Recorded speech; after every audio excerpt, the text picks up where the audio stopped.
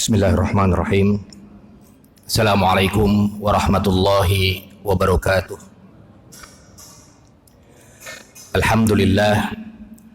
Alhamdulillahi rabbil alamin, wa bihi nasta'in wa ala umuri dunya waddin, wassalatu wassalamu ala nabiyyina Muhammadin wa ala alihi wa sahbihi ajma'in, amma ba'du. Allahumma allimna ma yanfa'una wa zidna ilman. Yang saya hormati pengurus DKM Masjid Raya Jakarta Garden City, para tokoh masyarakat, para asatidz, para hujjaj, jamaah sholat maghrib yang dirahmati oleh Allah Subhanahu wa Ta'ala. Pada kajian kali ini akan berbicara teknis berwudu yang diambil dari Al-Quran, kemudian hadis-hadis Nabi Muhammad SAW, serta perkataan para ulama. Dalil tentang teknis berwudu adalah surat Al-Maidah ayat 6. Surat Al-Maidah ayat 6. Allah Subhanahu wa Ta'ala berfirman di dalam Al-Qur'an, A'udzubillahi minasyaitonirrajim, ya ayyuhallazina amanu idza qumtum ilas sholati faghsilu wujuhakum wa aydiyakum ilal marafiq wamsahu bi ru'usikum wa arjulakum ilal ka'bain. Wahai orang-orang yang beriman, apabila kita semua hendak melakukan sholat, maka basuhlah wajah-wajah kalian semua dan tangan-tangan kalian semua ilal marafiq, sampai ke sikut. Wamsahu bi ru'usikum wa arjulakum, dan sapulah kepala-kepala kalian, wa arjulakum, dan basuhlah kaki-kaki kalian ilal ka'bain, sampai mata kaki. Surat Al-Maidah ayat 6. Di sini kita bisa ambil kesimpulan bahwasanya Al-Quran hanya menjelaskan teknis wudu, yaitu membasuh muka, kemudian kedua tangan, kemudian mengusap kepala, rambut maksudnya, kemudian membasuh kaki sampai mata kaki.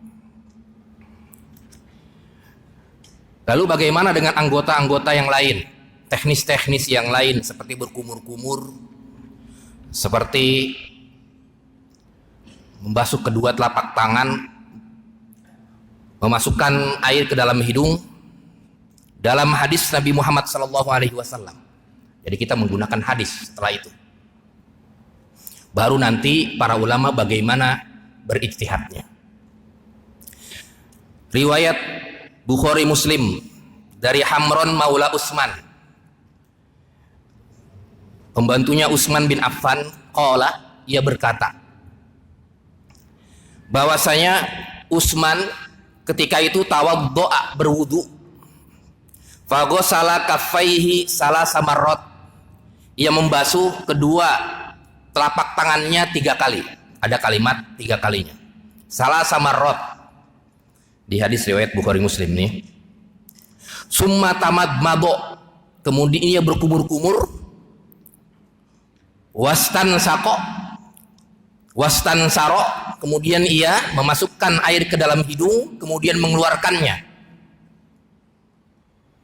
Summa, kemudian, nggak ada kalimat salasa marrat nih. Summa ghasala wajhahu, kemudian ia membasuh wajahnya salasa marrat, 3 kali.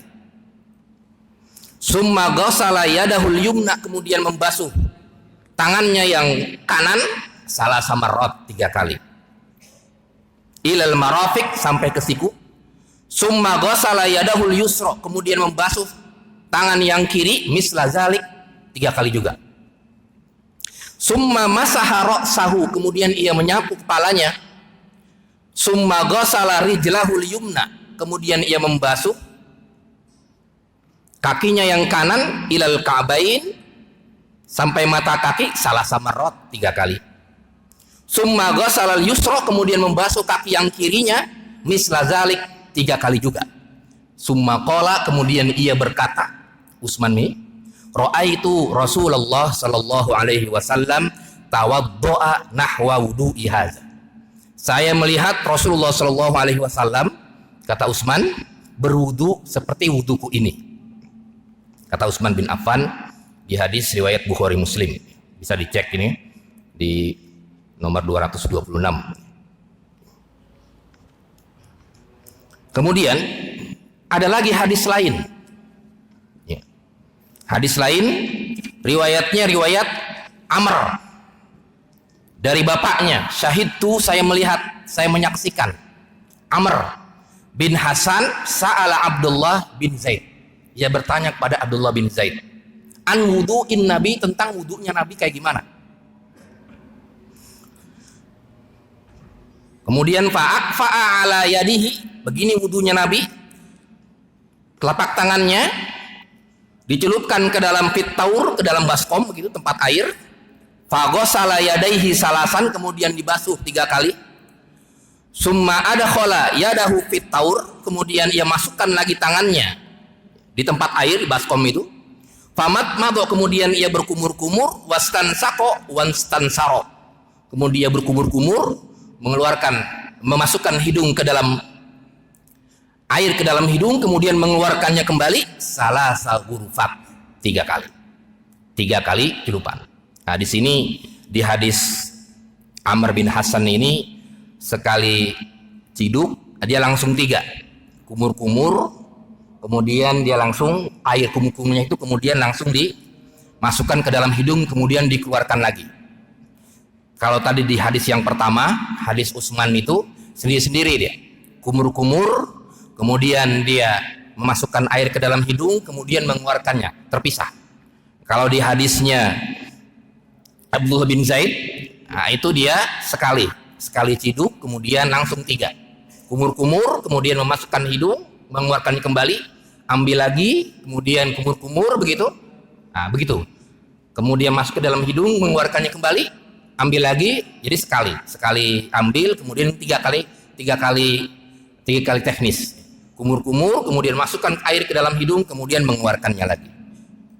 Summa adkhala yadahu faghasala wajhahu, kemudian ia memasukkan tangannya kanan, kemudian masukkan tangannya, kemudian faghasala wajhahu, kemudian membasuh mukanya 3 kali. Salasan, ada kalimatnya juga 3 kali. Summa adkhala yadaihi marratain, kemudian ia memasukkan kedua tangannya marratain, ia basuh 2 kali. Nah, ini kalimatnya 2 kalinya, ada kalimat 2 kalinya. Ilal mirfaqain, sampai ke siku. Summa adkhala yadahu, kemudian ia masukkan tangannya, famasaha ra'sahu, kemudian ia usap ra'sahu, kepalanya, rambutnya, fa'aqbala bihima, kemudian ia gini.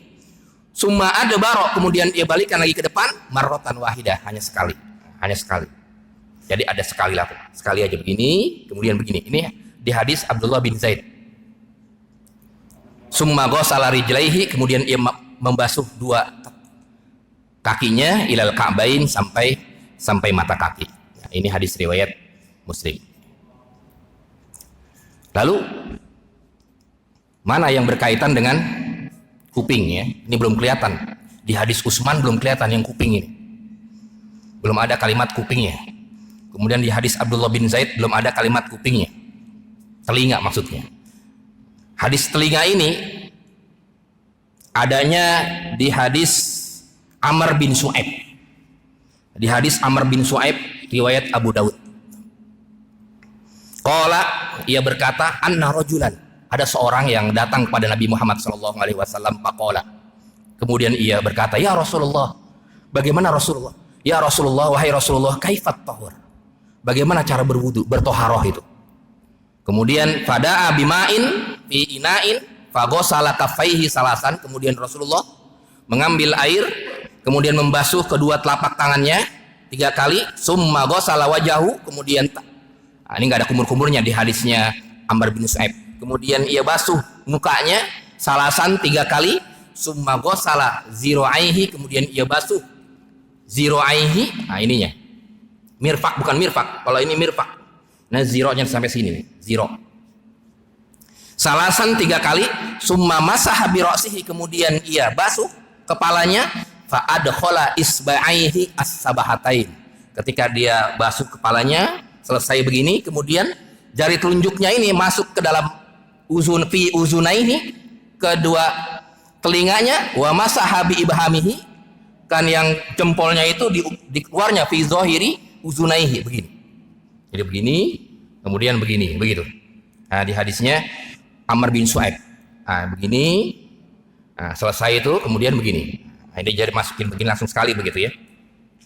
Summa ghasala rijlaihi, kemudian ia membasuh rijlaihi, 2 kakinya, salasan 3 kali. Summa qala hadza al-wudu, hakazal wudu. Inilah wudunya Nabi Muhammad sallallahu alaihi wasallam.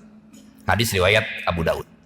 Baik, setelah kita membacakan hadis-hadis yang berkaitan tentang teknis-teknis berwudu dari Al-Qur'annya tadi surat Al-Maidah, kemudian dari hadisnya riwayat Hamron Maula Utsman, ada lagi riwayat Abdullah bin Zaid, riwayat Amr bin Su'aib. Maka kita akan membahas satu persatu bagaimana para ulama mengomentari hadis-hadis tersebut dan Al-Qur'an itu. Yang pertama adalah tentang masalah bismillah. Hal yaqra'u bismillah sunnah amla? Apakah membaca bismillah ketika berwudu sunnah atau tidak? Kalau kita tadi lihat di Al-Qur'an, di dalam hadis tadi yang kita bacakan tadi sampai 3 itu, tidak ada yang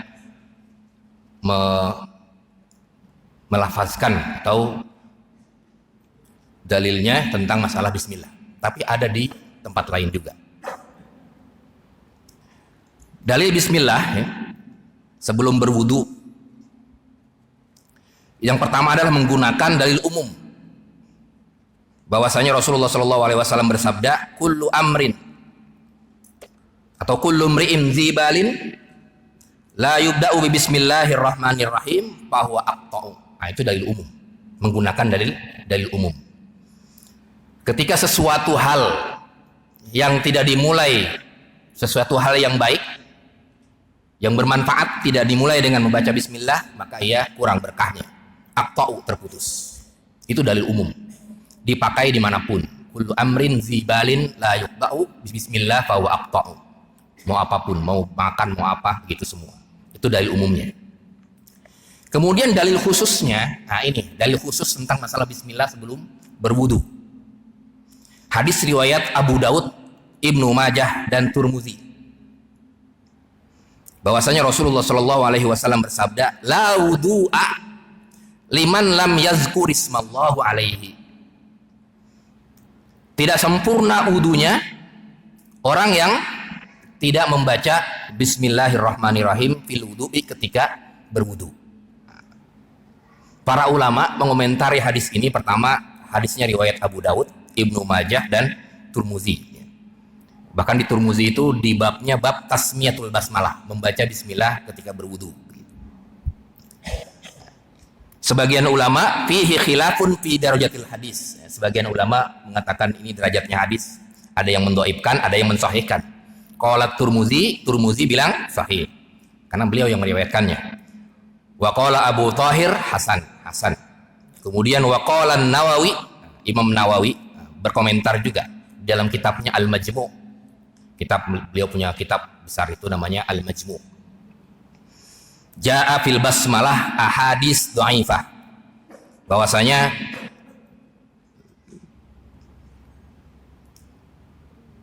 hadis tentang bismillahirrahmanirrahim ketika berwudu itu adalah hadis-hadis dhaif.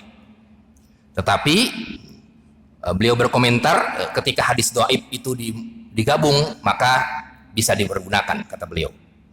Dengan yang mendhaifkan juga adalah seperti di sini tercatat seperti Ibnu Hazm ya, Ibnu Hazm, Abu Thahir, dan lain sebagainya. Dan yang menarik adalah perkataan Ibnu Hajar di dalam kitabnya, "Wadh-dhahir anna majmu'atal ahadis yahdusu binha quwwatan tadullu ala annahu lahu aslan. Banyak sekali hadis-hadis yang berbicara tentang masalah basmalah, walaupun mereka mengomentari tentang hadis-hadisnya, akan tetapi itu menunjukkan bahwasanya ada asalnya. Jadi Ibnu Hajar mengatakan walaupun sebagian ulama mendhaifkannya dan ada riwayatnya Abu Daud, Ibnu Majah dan Tirmidzi, walaupun ada yang mendhaifkannya, tapi itu pun menunjukkan bahwasanya itu ada dalilnya. Dari sini bisa kita ambil kesimpulan bahwasanya ulama khilaf di kalangan para ulama tentang masalah bismillah dalam berwudu ketika hendak wudu. Saya pribadi berpendapat ya bahwasanya tidak mengapa lah masalah tidak mengapa kita membaca bismillah ketika berwudu, walaupun sebelum ya, walaupun di hadis-hadis tadi tidak ada. Bos dulu lihat, nanti kita buka forum diskusi ya setelah setengahnya daripada teknisnya. Bos dulu lihat memasukkan tangan ke dalam air ketika berwudu sebelum berkumur-kumur. Fadhahaba qaumun ila annahu min sunanil wudu bi itlaq wa huwa mazhab Malik wa Syafi'i. Mazhabnya Imam Malik dan Imam Syafi'i mengatakan bahwasanya memasukkan kedua telapak tangan ke dalam air itu adalah sunnah secara mutlak. Kenapa sebabnya?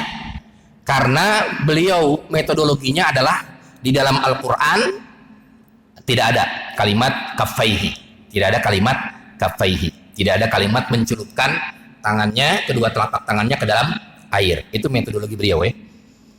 Sedangkan di dalam hadis ada yang kita tadi didengarkan bahwasanya Rasulullah yaghsilu kaffaihi salasa marrat. Rasulullah membasuh kedua telapak tangan 3 kali.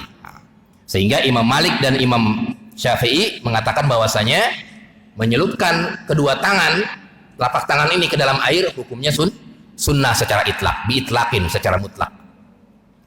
Kemudian wa zahaba qaumun, sedangkan sebagian ulama berpendapat seperti Daud Adh-Dhahiri, kemudian sebagian ulama lagi seperti Ats-Tsauri, kemudian sebagian ulama lagi seperti Abu Ya'la dan lain sebagainya mengatakan bahwasanya wajib dia mencelupkan telapak tangannya ke dalam air. Kenapa sebabnya? Karena beliau menganggap bahwasanya ketika di dalam Al-Quran tidak ada, maka hadis termasuk ziyadahnya, tambahan. Ketika di dalam Al-Quran tidak ada, ya kita pakai juga hadisnya sama-sama wajib. Itu metodologinya. Ketika Al-Quran hanya menyebutkan muka, hanya menyebutkan tangan, kemudian kepala, kemudian kaki. Ya, kalau metodologinya Imam Malik dan Imam Syafi'i itu yang wajib. Sedangkan yang lain adalah sunnah. Sedangkan metodologinya yang lain, Daud Adh-Dhahiri, kemudian sebagian ulama ya seperti Ats-Tsauri, Abu Ya'la dan lain sebagainya mengatakan bahwasanya itu semua wajib. Artinya walaupun di dalam Al-Qur'an tidak ada kalimatnya tentang masalah itu, tetap di dalam hadis juga ada. Ada kalimat tersebut ketika Rasulullah mengajarkan kepada kita bahwasanya ini semua adalah wajib, mulai daripada berkumur-kumur, kemudian menyelupkan ya, membasuh kedua telapak tangan sebelum berkumur-kumur, itu semua adalah wajib. Nah, itu poin yang kedua. Kemudian poin yang selanjutnya adalah tentang masalah madmado wastinsak, berkumur-kumur dan juga memasukkan air ke dalam hidung kemudian mengeluarkannya kembali. Tadi dikatakan ada sebagian ulama bahwasanya al-madmadah wal istinsak itu ketika mencelupkan air, nah, kemudian dia satu teknis, kemudian kumur, air kumurnya itu, air di wadahnya itu langsung ke hidung kemudian mengeluarkannya kembali. Itu menggunakan hadis siapa? Hadis Amr bin Shu'aib tadi. Kemudian ketika dipisah kumur kemudian kumur begitu, nah, itu menggunakan hadis yang lain, pemahaman hadis yang lain. Kemudian Saya berpendapat wallahu alam ya. Kalau misalnya air itu kita ambil, kemudian satu-satu kita celupkan ke dalam mulut begitu, 3 kali misalnya. Walaupun di riwayatnya tidak ada yang menyebutkan 3 kali. Di riwayat Hamron, itu yang 3 kali, muka, kemudian tangan, kemudian kaki begitu. Kemudian kalau tamat mabok, walaupun ada 1 ya riwayatnya, tapi itu riwayat Abu Daud, riwayat Abu Daud, Amr bin Shu'aib tadi. Dia 1 kumur-kumur, kemudian ambil lagi hidung, kemudian mengeluarkannya kembali. Kalau yang memasukkan namanya istansako. Kemudian kalau yang mengeluarkan kembali air yang dari hidung itu disebut istinsar. Dalam fikih itu disebut dengan istinsar. Istansako wastansaro. Jadi yang menggunakan 1 teknis, ambil air kemudian masuk ke dalam mulut, 1 ambilan nih, kemudian langsung menghirup ke dalam air, bekas airnya ini dari kumur-kumur masih ada sisanya, langsung dihirupkan ke dalam hidung, kemudian dikeluarkan kembali. Kemudian ada juga yang berpendapat bahwasanya dia 1-1, kumur 1-1, tamat mabok, kemudian istansako 1-1, kemudian juga istansaro 1-1. Istansaro 1-1 begitu. Nanti kaitannya dengan masalah air ya, kaitannya dengan masalah air, karena ada juga hadis lain yang mengatakan bahwasanya Rasulullah SAW berwudu dengan 1 mud, kemudian Rasulullah SAW berwudu dengan bermandi dengan 3 mud lebih begitu. Itu nanti kaitannya dengan yang lain. Ketika kita banyak ambil air, otomatis 1 mudnya itu kalau diukur dengan sekarang itu kira-kira 675 literan. 675 bukan liter, apa sih namanya itu? Mililiter ya. Kayak aqua itu kan 1, kemudian 675. Kalau yang 1000 itu 100 liternya. Berarti di bawah liter itu. Itu segitu, 1 mud itu segitu. Nah, itu juga yang nanti terjadi pembahasan ketika masalah qillatul ma', masalah hematnya air begitu. Kemudian yang selanjutnya adalah masalah wajah. Wajah. Fagsilu wujuhakum. Para ulama sepakat bahwasanya wajah itu wajib. Nggak ada yang berbeda. Kenapa? Di dalam Al-Qur'annya ada. Di dalam Al-Qur'annya ada, tadi kita bacakan firman Allah dalam surat Al-Maidah ayat 6 itu. Ya ayyuhallazina amanu idza kuntum ilas sholati fagsilu wujuhakum. Itu basuh wajahnya. Itu nggak ada perbedaan. Tadi ketika berkumur-kumur, ketika beristinsak, ketika juga mengeluarkan air, istinsak dan istinsar, kemudian berkumur-kumur, itu terjadi khilaf di kalangan para ulama. Ada yang mengatakan sunnah secara mutlak, ada yang mengatakan wajib. Kenapa? Karena di dalam Al-Qur'annya tidak ada. Tapi ketika di sini, di posisi wajah, maka ulama sepakat, nggak ada yang berbeda. Ini udah usul, nggak ada yang berbeda. Bahwasanya dia wajib. Artinya kalau orang yang berwudu tidak membasuh mukanya, maka dia tidak sah wudunya. Tidak sah wudunya, itu konsekuensinya. Ketika menganggap bahwasanya wajib, maka otomatis ketika ia tidak berwudu, ketika ia tidak membasuh mukanya, maka wudunya tidak sah. Jadi ulama sepakat ketika wajah itu adalah wajib dibasuh sesuai dengan ayat Al-Qur'an dan hadis-hadis yang tadi kita bacakan. Kemudian yang menjadi perbedaan adalah batasan mukanya itu. Batasan mukanya sampai mana? Wa amma indasala minal wajhi. Ketika misalnya di perbatasannya ini nih, di dekat kuping-kuping perbatasan sampai dengan ke sini-sini nih, apakah termasuk wajah atau bukan? Apakah termasuk wajah atau bukan?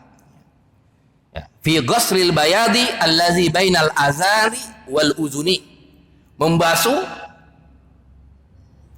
batasan-batasan antara kuping ini sampai dengan dagu ini. Kuping, kemudian jalan kemari, kemudian dagu, apakah wajib juga atau tidak? Ini para ulama berbeda pendapat. Sedangkan menurut di sini fal mashhur min mazhabi Malik, Imam Malik mengatakan laisa al bayat allazi bainal azar wal uzuni minal wajhi. Bahwasanya batasan-batasan yang di sini, yang dagu di sini itu bukan wajah. Menurut Imam Malik. Sedangkan Imam Syafi'i dan Abu Hanifah di kitab-kitab beliau itu mengatakan bahwasanya ini semua adalah termasuk wajah, sehingga wajib dibasuh. Sehingga basuh semua sini, sampai sini-sininya nih, basuh lengkap sampai batas-batasan rambut gitu di ujungnya, kemudian ujung kupingnya ini ujungnya, kemudian sampai sini. Nah, itu menurut mazhab Abu Hanifah dan Imam Syafi'i mengatakan dia wajib dia sampai semua batas-batasannya.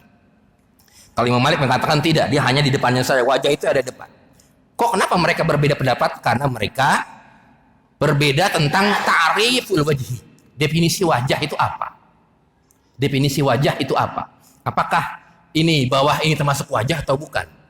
Nah, itu mereka berbeda di definisi wajah saja. Berbeda di definisi wajah saja. Sedangkan menurut Imam Syafi'i, Abu Hanifah mengatakan ini semua adalah termasuk wajah. Semua yang dari batas-batasan rambut, semua kuping ini depannya, semua sampai dengan sini itu adalah wajah. Sedangkan Imam Malik mengatakan yang depannya saja yang wajah. Begitu. Nah, itu mereka berbeda di situ. Kemudian mereka juga berbeda ketika takhlilul lihyah. Takhlil al-lihyah, menyela-nyela jenggot ini, menyela-nyela jenggot. Mari kita lihat dalil daripada menyela-nyela jenggot di dalam riwayat Abu Daud. Bahwasanya karena Rasulullah Shallallahu Alaihi Wasallam yukhallil lihyatahu fil wudu'i. Bahwasanya Rasulullah Shallallahu Alaihi Wasallam itu menyela-nyela jenggotnya kalau ada jenggotnya ya. Kalau saya nggak ada nih, ada cuma beberapa lembar aja. Yukhallil, menyela-nyela airnya, lihyatahu, jenggotnya itu fil wudu'i ketika berwudu. Nah, ini hadis riwayat Tirmidzi. Di sini juga terjadi perbedaan pendapat para ulama sebenarnya. Fazahaba Malik, Imam Malik annahu laisa wajiban wa bihi qala Abu Hanifah was Syafi'i. Imam Malik, Imam Abu Hanifah, Imam Syafi'i mengatakan bahwasanya menyela-nyela jenggot ini tidak wajib. Artinya tidak wajib ya. Tidak wajib, sunnah saja. Sunnah menyela-nyela jenggot. Kemudian wa aujabahu, sedangkan yang mewajibkan adalah Imam Ibnu Abil Hakam dari ulama Malikiyah. Di dalam kitabnya Al-Mudawwanat Al-Kubra itu ya. Di dalam kitab Malikiyah namanya Al-Mudawwanat Al-Kubra, yang mewajibkan tahlilul lihyah. Kenapa mereka berbeda? Karena dari hadis Nabi sallallahu alaihi wasallam kana yukhallil lihyatahu fil wudu. Bahwasanya Nabi Muhammad sallallahu alaihi wasallam menyela-nyela jenggotnya. Nah, itu juga di riwayat Ibnu Huzaimah juga ada, di Sahih Ibnu Huzaimah. Memang ada juga yang mengomentari hadis tersebut ya, karena memang tidak diriwayatkan oleh Imam Bukhari Muslim ya. Seperti Imam Abu Hatim, Ibnu Hazm dan Al-Uqaili mengatakan bahwasanya hadis itu tidak sahih ya, artinya dhaif ya. Itu menurut Abu Hatim ya, Ibnu Hazm dan Al-Uqaili. Walaupun Tirmidzi mensahihkannya dan juga Ibnu Huzaimah mensahihkannya. Tapi yang jelas itu ada dasarnya riwayat Tirmidzi dan Ibnu Huzaimah dalam sahihnya bahwasanya Nabi sallallahu alaihi wasallam kana yukhallil lihyatahu, ia menyela-nyela jenggotnya. Kana yukhallil lihyatahu. Sehingga para ulama berbeda ketika menyikapi hadis ini. Tadi ada yang mengatakan wajib tetap dia seperti Ibnu Abil Hakam, ada yang mengatakan sunnah saja.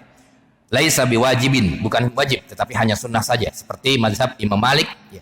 Kemudian Abu Hanifah dan Imam Syafi'i. Nah, kemudian yang selanjutnya adalah tangan. Nah, nanti setelah tangan baru kita buka diskusi ya.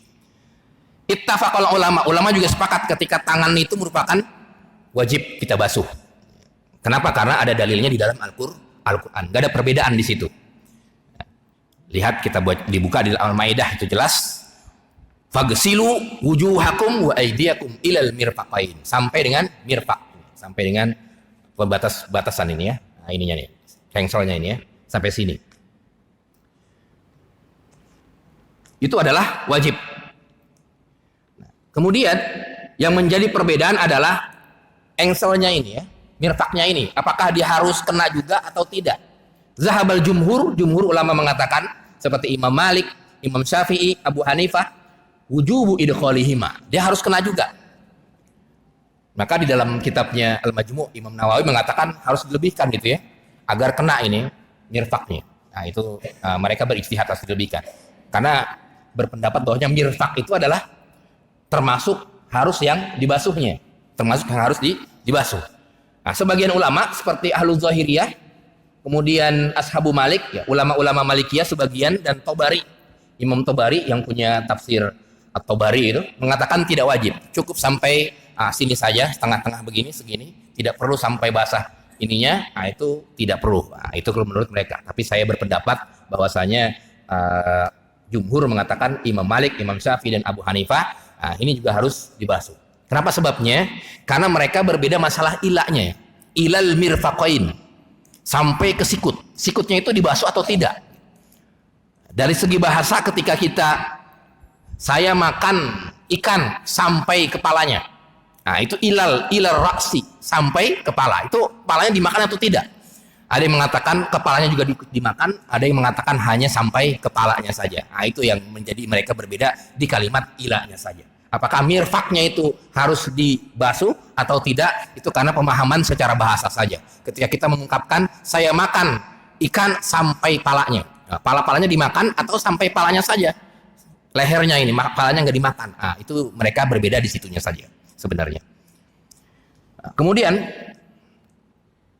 mashur ra'si, membasuh atau menyapu kepala. Ini yang banyak perbedaan di sini. Sampai di sini istirahat dulu, ada diskusi tafadhol tentang masalah wudu teknis tadi dari awal sampai dengan tangan. Tafadhol silakan didiskusikan. Kalau bisa dijawab bisa jawab, kalau tidak ya nanti kita jadikan PR, kemudian cari di sumber-sumber yang lainnya. Wallahu a'lam. Ada? Ya, tafadhol Pak Haji.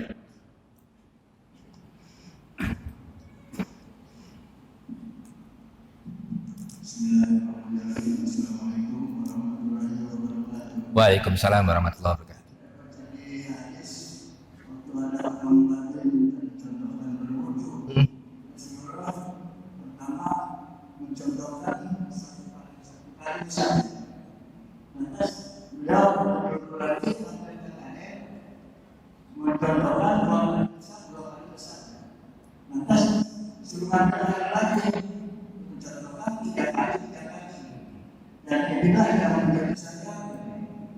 Apakah yang satu kali itu termasuk syahadat?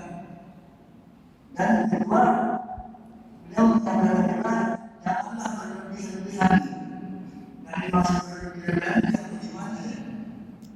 Sekian, terima kasih. Assalamualaikum warahmatullahi wabarakatuh. Waalaikumsalam warahmatullahi wabarakatuh. Ini poin tentang masalah taslis ya. Taslis.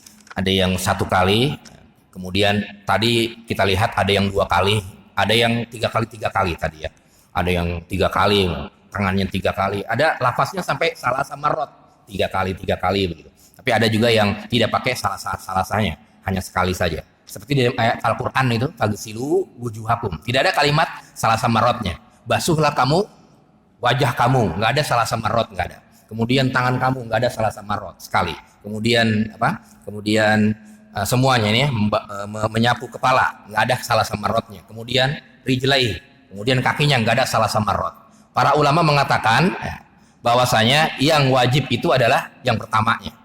Yang wajib adalah yang pertama. Allah ini sebagian begitu. Satu itu yang wajibnya. Kemudian salah sama rot, Imam Syafi'i dan Imam Malik mengatakan itu yang sunnahnya. Itu yang sunnahnya. Artinya yang 2-nya itu yang adalah sunnah. Nanti kita bahas itu ya di masalah taslis itu ya. Di masalah yang ke-7. Ini kita baru masalah yang ke-4 nih. Jadi tentang masalah tawaddu'a marrah wa tawaddu'a yang sesuai dengan tadi ya. Sesuai dengan yang dibacakan tadi Pak Haji dulu ya. Bahwasanya Rasulullah SAW annahu tawaddu'a marratan warotan. Rasulullah sekali saja, kemudian kadang-kadang disebutkan wa tawaddu'a marratain 2 kali. Kadang-kadang wa tawaddu'a salasan. Ada yang 3 kali. Nanti di masalah yang ke-7. Kita kira nyampe juga nanti insyaallah. Ada di bagiannya. Kita belum sampai sebenarnya. Tadi tentang terkait masalah boros itu ya. Memang ada hadis riwayat lain bahwasanya Rasulullah SAW, riwayat Muslim itu kalau nggak salah. Itu riwayat Muslim tentang Rasulullah SAW itu berwudu dengan 1 mud, karena mandi itu dengan 3 mud. Artinya itu hemat ya, hematnya itu seperti itu, hemat air itu seperti itu. Cuma masalahnya adalah ukurannya itu 1 mud itu apakah kita harus 1 mudnya seperti itu, diwajibkan 1 mud atau bagaimana? Intinya ada poinnya hematnya, nggak boleh tabriz tadi ya. Innal mubazzirina kana min ikhwanis syaitan, nggak boleh mubazir. Makanya ada di masjid apa kemarin saya baru masuk ini, Dilulu juga itu ya. Jadi pencet, berhenti dia langsung. Kemudian pencet lagi, nyala lagi. Nah begitu aja. Tapi kalau di keran-keran biasa kan nyala terus kan. Gini, begini nyala terus kan. Airnya terus ngocor itu. Bisa jadi lebih dari 1 mood itu nyakor gitu. Begini lagi, kita lagi basuh tangan, ininya ngocor terus airnya. Terus ngocor. Kita lagi basuh ini, ngocor terus gitu ya. Nah, saya menarik juga ketika di Lulu itu, ketika masjid sampingnya itu, saya pencet sekali, saya tangan. Habis lah, kok habis? Oh berarti kalau pengen lagi, pencet lagi gitu kan. Gini lagi, habis lagi, pencet lagi gitu. Walaupun memang ribet juga, tapi ya itu mungkin mereka berinovasi supaya irit begitu, akhirnya begitu akhirnya. Pencet habis, cuman ya ribet juga gitu. Nah itu kalau misalnya itu, ya itu. Nah, terkait dengan mubazir tadi ya. Terkait dengan mubazir. Memang ada hadisnya tentang masalah Rasulullah 1 mud, dia berwudu dengan 1 mud ya. 1 mud berwudu dengan 1 mud tadi. Supaya tidak mubazir ya. Mubazir satu orang bisa sampai habis terus saja. Bahkan lama banget wudunya sampai orang ngacer sampai enggak sedikit dibukanya sampai penuh begitu. Begitu kan. Nah, itu terkena mubazir juga itu. Bisa nyampe lebih dari 5 mud begitu terus begitu. Nah, itu makanya diusahakan ya nggak terlalu gede banget gitu, akhirnya standar aja, walaupun nggak ada sistem buka mati ya, standar dikit kan dikit ya, akhirnya dia begitu dikit, keluarnya pun dikit begitu. Wallahu alam. Ada lagi sebelum kita lanjutkan ya Pak Haji? Kalau di masjid memang iya ada air. Iya. Nah kalau di rumah kan kadang air mati, gitu kan. Nah itu kita pakai padasan. Pakai apa? Padasan ini kita ambil dihidupkan buat bolongan. Nah ini bocor aja kan kita buat dulu. Padasan, padasan. Buat inilah pertahanan apa namanya kayak ember. Oh iya ya. Nah kita hidup dia ngalir kan itu. Nah kita berburu seperti itu. Kata sana kita bersih. Airnya mati. Oh iya. Terus yang ditanyakan adalah? Oh iya. Nah.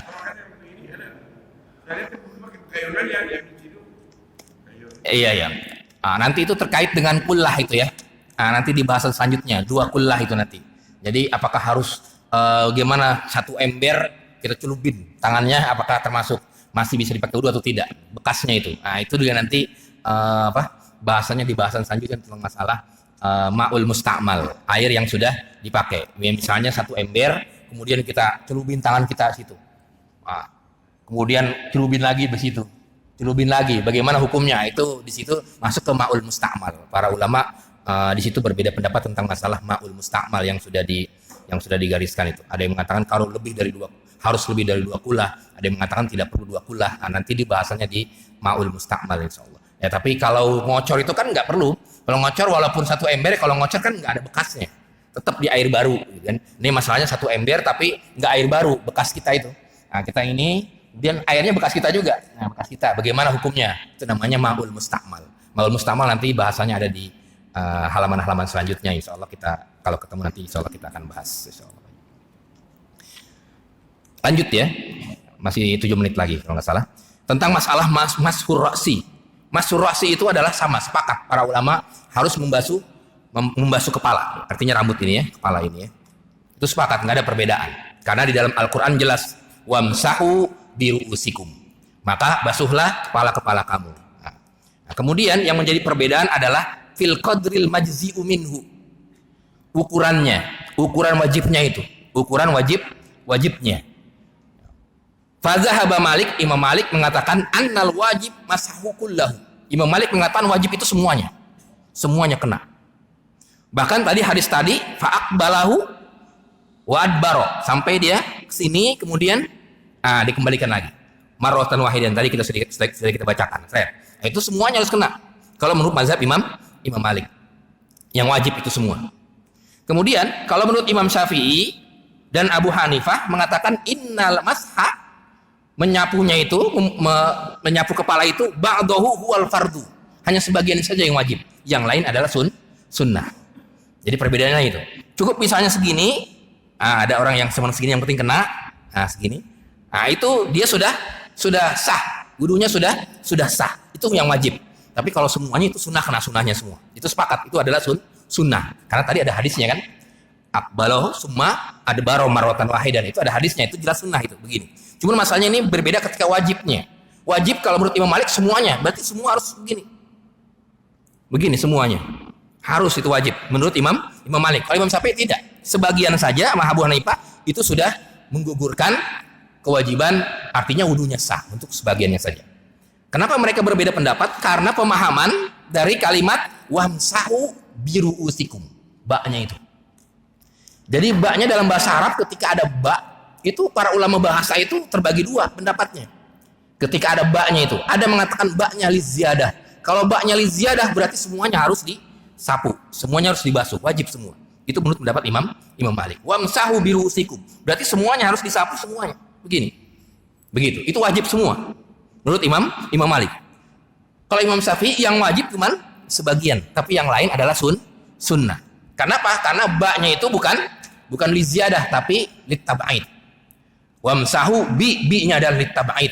Artinya sebagian saja. Maka sebagiannya saja disapu, sebagian kepalanya saja. Artinya segini saja atau segini begitu. Nah, yang lainnya berarti sunnah. Ketika dia ke belakang kemudian ke depanin, itu ada hadisnya, itu adalah sunnah begitu.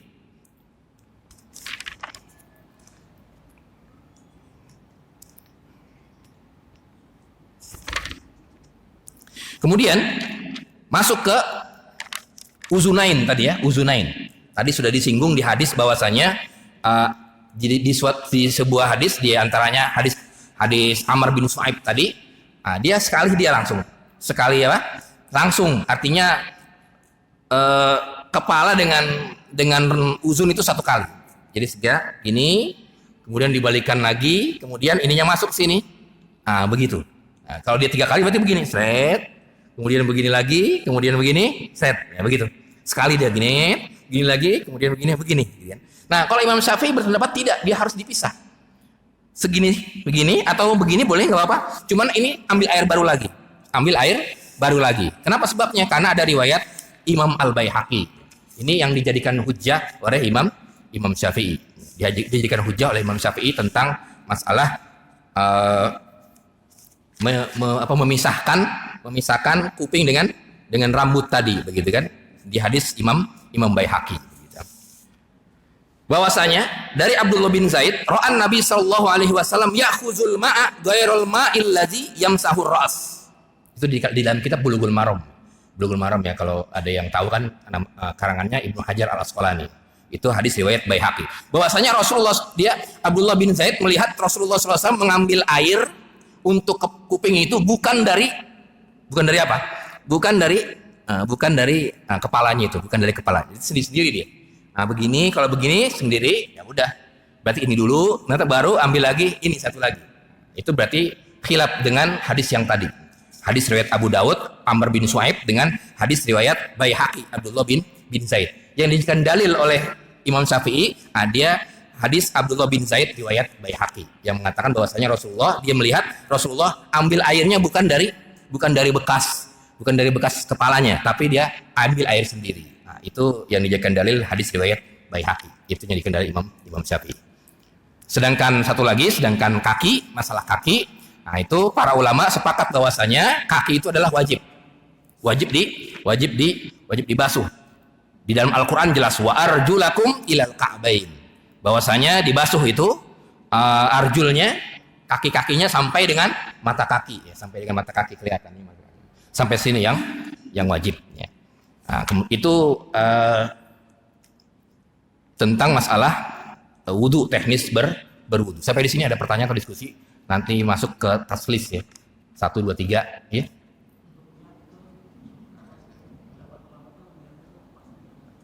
Niat ya. Ya.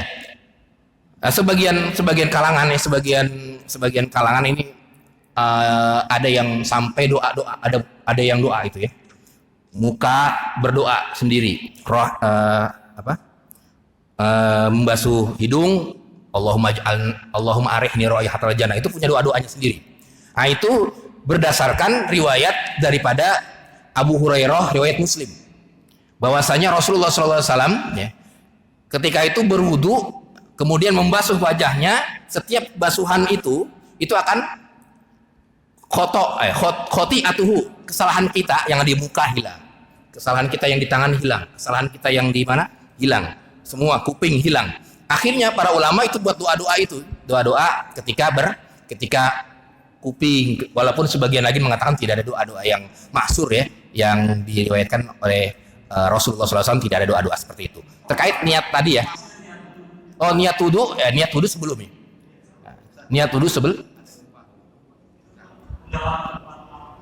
gempa. Gempa.